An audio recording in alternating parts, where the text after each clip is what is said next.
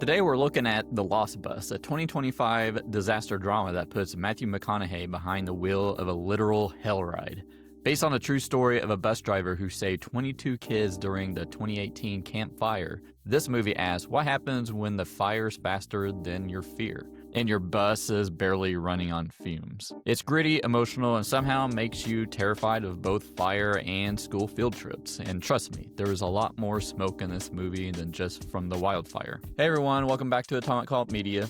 I'm Wes, your guide to the weird, wild, and the movies that make you question your life insurance coverage. If you're new here, I do deep dives and breakdowns of films that blend chaos, emotion, and the occasional bad decision. So hit like if you love movies that make you clench your seat or check your smoke alarm. The Lost Bus isn't your average disaster flick. There are no rock-steady heroes scaling cliffs or Jason Statham punching fire. This one's smaller, dirtier, and a lot more real. It's directed by Paul Greengrass, the guy who made United 93 and Captain Phillips, so you already know what that means. Shaky cam, sweaty close-ups, and so much tension you can smell it through the screen. The story follows Kevin McKay, played by Matthew McConaughey, a humble bus driver who finds himself trapped in the middle of Camp Fire with 22 terrified kids. He's got no GPS, no cell signal, and barely enough fuel. Just pure instinct, grit, and McConaughey levels of all right.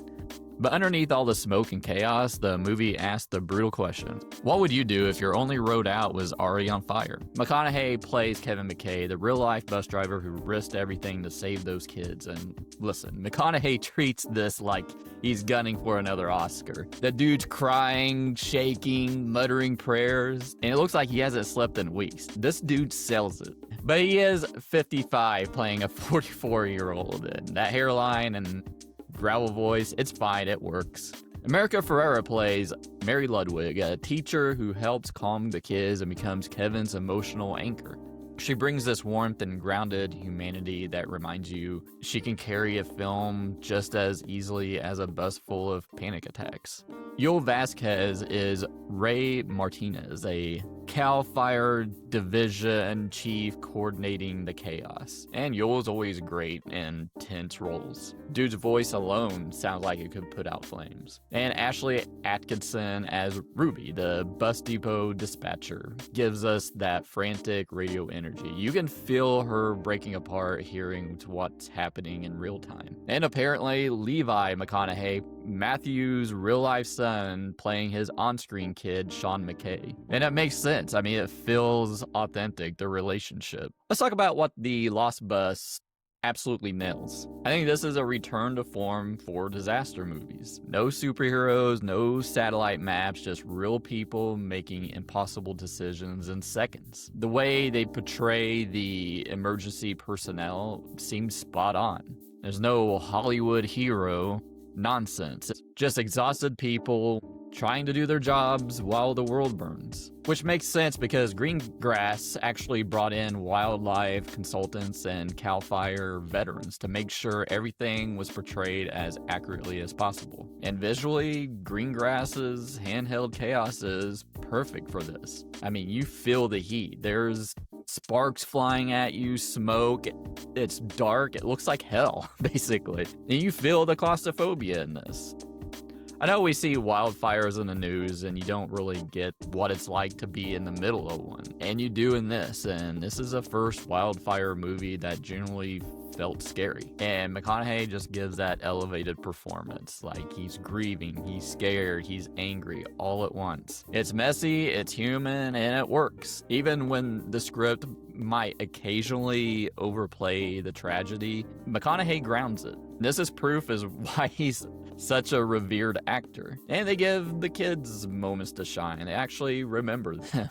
They're not just plot devices. They each kind of give their little moments of, personality, which makes the fear hit a little bit harder and the stakes. If you're enjoying this review, maybe hit the like button and subscribe. I have a playlist down below with all my movie reviews. We just opened up membership, so hit the join button below to help support the channel. And if you're on mobile, hit that hype button. It really helps small channels like this. Now, it's not all fireproof. Whenever the Lost Bus goes Hollywood, it kind of stumbles. And I found those parts kind of the most boring. and generic. You have a scene where Matthew McConaughey's driving a bus and there's like telephone poles falling and he's like swerving them and stuff. I mean, come on now. I found the more realistic parts with the CAL FIRE team and everything, and just the ominous presence of the smoke, the fire coming towards the town, the more harrowing parts instead of like the whiz-bang action scenes in this. And to me, those are some of the weaker parts of it. Also, I kind of wish they spent a little bit more time on PG and E, the real-life villains behind this fire. The movie barely scratches the surface of their negligence. And it's like the film is kind of scared to name names. And look, I